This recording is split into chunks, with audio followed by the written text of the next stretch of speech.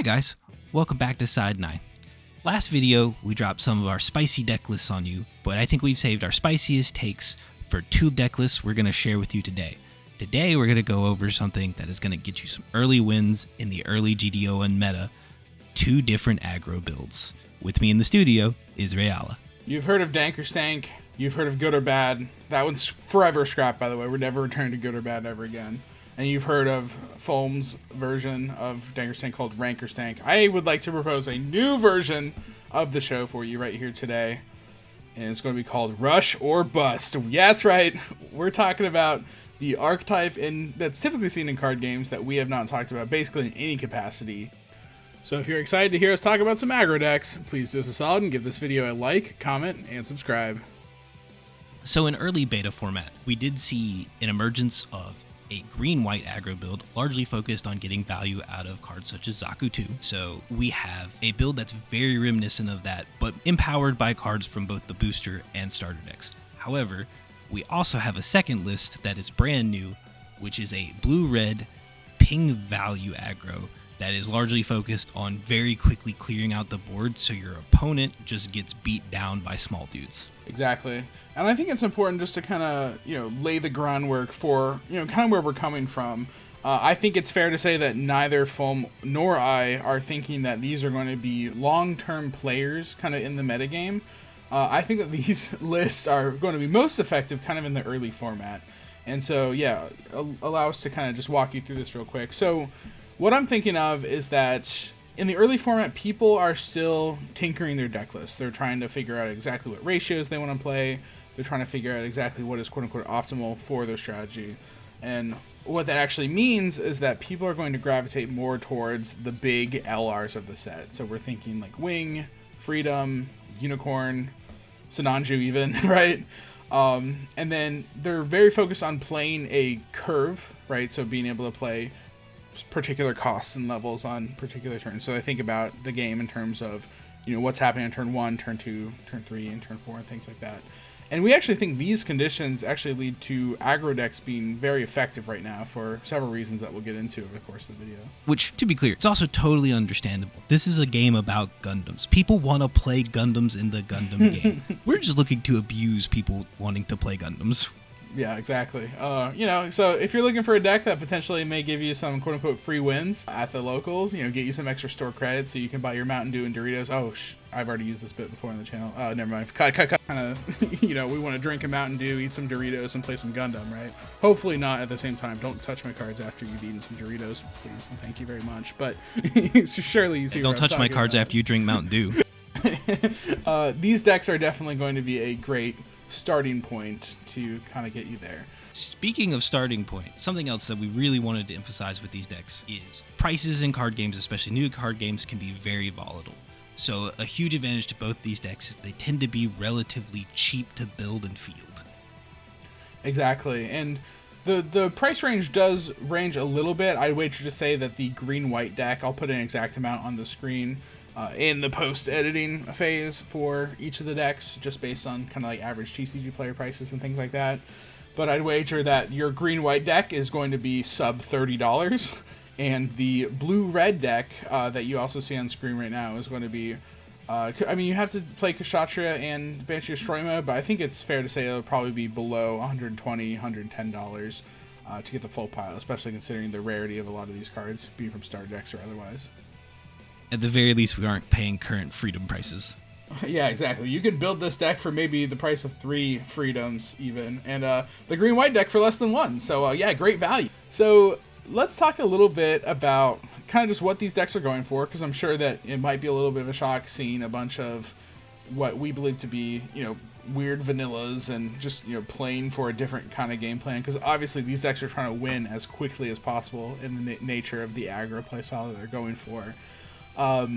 But let's just talk about the first point that both of these decks do exceptionally well, and this section is going to be called the critical mass of dudes. So yeah, Foam, walk us through a little bit about, kind of tying it back into that curve discussion as earlier. What is happening with these decks, and why are we able to field things just faster than most of the decks in the game right now? So one of the core philosophies you see in a lot of Gundam deck building right now is the philosophy of getting value for cost and playing curve. What this usually means is on turn 1, you're playing something that costs 1. On turn 2, you're playing something that costs 2. On turn 3, you're playing something that costs 3, and you're trying to get the most value per card. Unfortunately, one of the key weaknesses with this is it often leads to you only developing one additional body on board per turn. So one of the ways that these decks can abuse that, and you can see it in, especially in the blue-red's huge lineup of 2/1/2/2s, is the ability to just lay down more cards early. On turn 2, when your opponent develops a 2-cost 3/2, you're laying down 2/2/2s. Exactly, and of course, because only one card, once you attack with a card, it is rested, and you can't really use it for any additional attacks or things of that nature. It's just straight up arithmetic, right? You're fielding 2 guys a turn, the opponent's fielding 1 guy a turn. And what happens when the opponent's unit can only deal with things on a one-on-one basis, that other one gets to kind of live free and do what it wants to do and start attacking shields. And so this is basically the main strategy of what we're trying to go for in trying to overwhelm the opponent with just more things on board, right? But let's go into, I guess, our next topic, and these decks are both pretty good at dealing with this, but we kind of want to take a beeline straight for that EX base. And so in the green-white version, we're taking a look at Zaku ⅱ, the 3/2 vanillas. So we're talking about 3/2 Gouf or the 3/1 Chuchu's Demi trainer. And basically anything after that, except for Gouf by itself, is able to easily clear an EX base. And outside of that, EX base isn't the only base that we're going to deal with over the course of a game. So all of our links in the green-white deck, such as Char or Kira, onto anything that they link with, so strikes in Char Zaku II in this case, clear that 5 health threshold that most bases are going for in this game. I actually genuinely feel like this is one of the biggest strengths of just Char as a pilot, is that basically every unit he links with clears basically everything but the 6 health bases, unless you have a Char's Gelgu, at which point you're also clearing the 6 HP bases. Right. This base clearing thing, I think, is something that the green-white deck does slightly better, but of course we have in our notes, just kind of take it away. How are you dealing with your EX base and your matches with your blue-red deck over here, Fulm? So largely the deck can struggle to deal with the EX base sometimes, but it's making that trade-off of developing 2/2/2s, also clears an EX base as compared to a lot of other decks where they're just developing 1 unit. So at the end of the day, the number of turns passing, I'm still clearing it at the same speed. I'm just using 2 units to do 1 unit's job. However, we can absolutely draw into like Vesalius, at which point our 2/2 is now a 3/2 and is clearing that EX base on its own, and now we're ahead on tempo. Exactly. And of course, when it comes to actual bases, you got some good pilots that give +2/+1 in stats, so that definitely can put you over the finish line on most regular bases within the game as well. Oh, absolutely. Every once in a while, you'll just slap an Amuro on a ReZEL, and that clears base just fine. All right, cool. Yeah, so the next thing we have is applying pressure, maintaining pressure, and also forcing the answer out of your opponent. So the big thing about applying pressure is, we have a little scenario for you, right? You see dudes across from the table from you, and of course, dudes referring to units, and you're out here playing a wing deck, and you barely put a wing gun and bird bow on the table. And the idea is that if the opponent is able to consistently apply pressure on your shields, you then feel more compelled to make plays that are less advantageous to your overall game plan, but are more so applying band-aids to the current problem. It's like, oh my gosh, there's all these things on the opponent's side of the board. How am I going to deal with this sort of thing? And a huge part of this is a concept that I call forcing the answer, is it puts your opponent in the position where did they not plan to deal with this kind of aggro and deck something like a Gundam Lifrith? Well, then they're just going to have to eat damage until they can hit the point deploying a Wing Zero. And that's a level 8. There's a decent chance they are dead before they get to the point that they hit that answer. Yeah. And of course, you can apply pressure. You also need to be able to maintain that pressure. And right now, I'm feeling pretty comfortable in the fact that in playtesting, these decks do not run out of steam as quickly as the word aggro would imply. Because one of the biggest problems with aggro decks in trading card games writ large is just the idea that, okay, well, cool. If the opponent stems the bleeding, though, you're kind of just losing, right? And of course, we have bases and things like that, and it's a pretty generous 5 cards plus 1 additional if you go first. And so the idea is, as long as you have something to maintain the pressure, if you just keep on playing things on the board turn after turn, eventually you'll be able to get there. And so these decks don't have that traditional problem in the sense of it feels like these decks have just enough steam to go over that finish line. And of course, it does run into the problem where, like, of course, you know, there's going to be some matchups where you lose with those early blockers and things like that. But I haven't noticed the, I guess, the burn problem of, you know, trying to deal that last finishing attack, right? Well, I think a huge part of it, especially in the green-white deck, this is emphasized in the fact that we're using stuff like Daro Balde and Hawk of Endymion to really get that tempo advantage. So you're kind of just putting your opponent in the position where, like, you might run out of steam later in the game, but you're just looking to end the game before you run out of steam. And you also have the ability to keep up some level of velocity with both of your Char Zaku Ⅱs, getting your card back when it dies, meaning that you put your opponent in a position where they're like, hey, I need to get rid of that charred unit, or it's going to keep breaking my bases, and I'm going to the time's going to run out on my clock before my opponent does. And they're forced to trade into this unit that is piloted, potentially getting you, you know, a 2-for-2, but then you get your card back. Right. For sure, and that kind of leads me into my next section I want to talk about here. Just the emphasis on strong links, especially in the green-white version of this deck. I talked about the Char and Kira links, but of course the fact that it's able to attack the turn that the link happens is definitely a good amount of velocity that you can continue to have. So Char Zaku Ⅱ also, in terms of that card discussion I was talking about earlier, refunds you with a Zeon or Neo Zeon card, so that helps you give you a little bit of extra steam if absolutely needed. But of course, it is very strong being able to field a unit and be able to attack with it in the same turn. And so being able to prioritize some pilots that help you make those efficient trades / base clears / of course, going for the shields like the aggro deck likes to go to the dome. Obviously, very welcome addition in the green-white deck for sure. It's also funny to me because one of the huge strengths of the green-white deck is having those powerful links. And then we go over to the red-blue version where linking Marida is very important. But Amuro is basically just there as a command that gives a unit permanent stats. Yeah, or, you know, being able to rest a blocker so you can just start going for the shields. I'd imagine that you're not targeting board very often with the thing you're resting with Amuro, right? Oftentimes you will use it to take very valuable trades, but it's the idea of, like, he's basically being used like a command that rests something. You know, he's almost like a siege ploy that gives a unit permanent stats.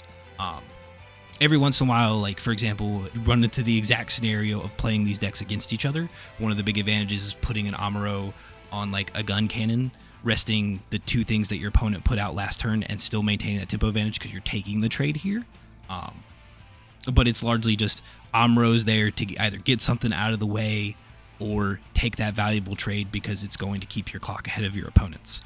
The biggest link here is obviously Marida on either of your Kshatriyas or enabling a Banshee finisher. Yeah, and it's good you mentioned the trading aspect of this deck, and it's sometimes weird because obviously it plays contrary to an aggro game plan of trying to end out the game as soon as possible, but sometimes, occasionally, you have to play for board, whether that be a blocker is on the field or the opponent has a linked Kira that, or a paired Kira even, that if you don't take this trade now, they're just going to eat more and more of your units over time to where it's just it makes a value sense to deal with it now. The blue-red deck is more exceptional at doing this than the green-white deck because the green-white deck has to swing, which is bad because if you're swinging at something on board, you're not swinging at shield. But the blue-red deck gets to ping, which means that potentially you do get to attack with the thing that you have on board. And so that's a clear, I guess, advantage of the blue-red version of the strategy. Absolutely, and I think one of the biggest advantage of Marida and putting a pair on the LR Kshatriya is because it's just a direct damage ping. You can deal damage and clear things that aren't rested. So if your opponent is developing, some small dudes in the late game, just, something to protect their face or something to apply more shield pressure, you can clear it before they get value out of it. And that's a huge part of staying on a tempo advantage against your opponent. So I want to talk about just a little bit about the budget considerations. We opened this video with a little bit of the budget considerations, but the green-white deck is built to be budget for sure. There is one upgrade that Fulm and I have hypothesized within the deck that seems to make this deck slightly better, but I kept it this way just for I guess for the content, if you're willing to indulge me here, just being able to put out a deck that's about as cheap as the price of 2 starter decks right now, being able to slap them together, and honestly have a pretty fair shot at winning your local event with it. That being said, cutting Sword Strike Gundam and replacing it with a copy of Char's Gelgoog, or 4 copies of Char's Gelgoog rather, gives you more copies of Zeon cards for Char Zaku Ⅱ to grab, and also you get to reuse your Char pilots over the course of the game. It seems like kind of a no-brainer. Of course, you're giving yourself less secure links, but you're increasing your Zeon, and like I said, same thing about getting another Char link going. So that seems to be a clear upgrade path. However, Char's Gelgoog is, like, at the time of recording, around $20-ish a copy, so if you put in that playset, we're propelling this deck's price up to where around the blue-red deck is at. And it's worth noting, just the biggest reason that we would be replacing Sword Strike is while Sword Strike has a very obviously powerful effect, it's very variable in how useful it is. Like, sometimes you may wind up in a scenario where you're forced to bounce a Guntank, and that's a very precarious place to be because you really don't want them to play that multiple times. I think one other thing I want to go over is just cool little interactions between the cards within the decks. I think one thing I was pretty happy, assuming we still are on Sword Strike, for example, Bula Flaga is able to link with Sword Strike because Sword Strike is specifically on Earth Alliance trait link instead of just being Kira. And so Bula Flaga kind of gets to play 2 different instruments at the same time, where it can either be that bounce command that bounces that blocker that you need to win the game, or it could be the link that you need on your Sword Strike Gundam to be able to attack the turns played to be able to win the game. And so both of those can play very interestingly. I talked a little bit in the last episode about when a card has modal effects, it is a card worth paying attention to most of the time, unless those 2 abilities are just trash, of course. But Bula Flaga seems to be doing a pretty good job at playing 2 distinct roles within this deck, and so I think even though it's only at 3 copies, Bula Flaga is definitely one of the MVPs of this green-white deck. Do you have any cool interactions you want to go over in your blue-red list? Not in particular interactions that aren't immediately obvious, but just something that I really want to emphasize. Sometimes you just play an LR Kshatriya and you link an Amuro to it just to get pings. Like, that's a thing that you could do. It does not need to be Marida Cruz linking to it. It's if you pair it with a new type or cyber new type. That's one thing that happened to me in one of my booster events. The opponent had a Sailor Mass on a Kshatriya, and I had to reread both of those cards to make sure that that was actually something that my opponent could do, and sure enough. And then the other thing I have to note, because I feel like a lot of people really underrate this card, Anksha being a 3/3 version of Guntank is actually just insane in mid-game. For sure. Being only 2 costs, too, for 3/3 worth of stats, that's a pretty good rate, especially for that effect you're getting as well, so. Awesome. I hope that everyone in the audience found a little bit of insight or just a cool deck build to play around with. Of course, just as a disclaimer, we're not selling this deck as the end-all, be-all truth of the meta. Fulm and I are predicting that these will just be some solid picks in the early meta, and these will eventually fade out. Do you think there's a potential that either of these decks stay within the meta, or are we thinking that they are pretty solidly going to be phasing out over time? I think the decks as is will slowly change over time. I do think that there's always going to be a space for this because they just punish greedy builds so hard. If your deck really comes online at level 7, like, this deck is scary to you, and that's just always going to work that way.